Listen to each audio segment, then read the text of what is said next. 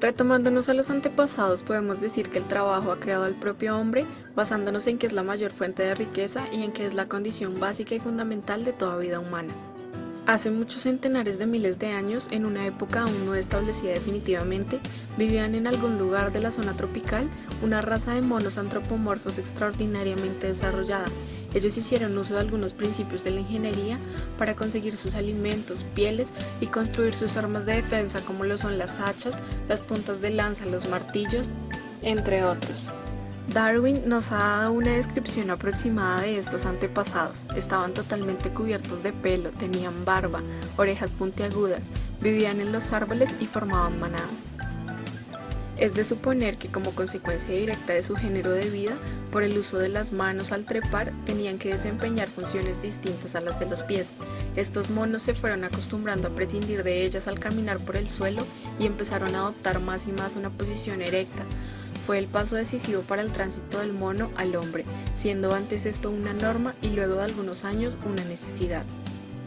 Primero el trabajo, luego y con él la palabra articulada, fueron los dos estímulos principales bajo cuya influencia el cerebro del mono se fue transformando gradualmente en cerebro humano, que a pesar de toda su similitud lo supera considerablemente en tamaño y en perfección. Gracias a la cooperación de las manos, de los órganos del lenguaje y del cerebro, no solo en cada individuo sino también en la sociedad, los hombres fueron aprendiendo a ejecutar operaciones cada vez más complicadas, a plantearse y a alcanzar objetivos cada vez más elevados. El trabajo mismo se diversificaba y perfeccionaba de generación en generación, extendiéndose cada vez a nuevas actividades.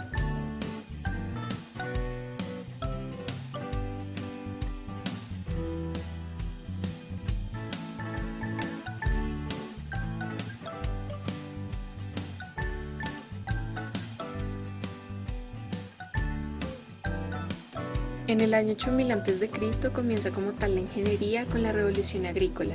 En este punto los hombres dejaron de ser nómadas y se establecieron en un lugar fijo para cosechar sus alimentos y criar sus animales.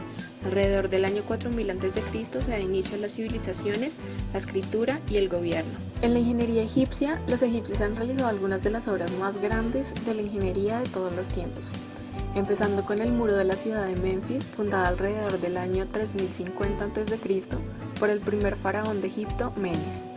Tiempo después de construir el muro, Khenefer, arquitecto real de Menfis, tuvo un hijo a quien llamó Imhotep. Los historiadores lo consideran como el primer ingeniero de la historia.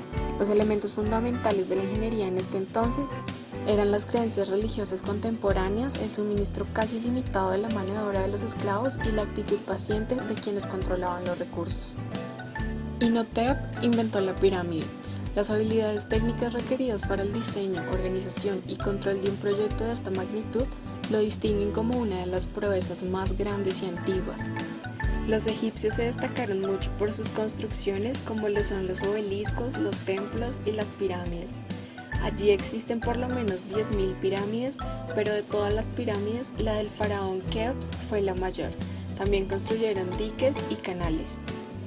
En la ingeniería mesopotámica, los primeros indicios de esta ingeniería surgen en la necesidad que el hombre tuvo para comunicarse y transportarse.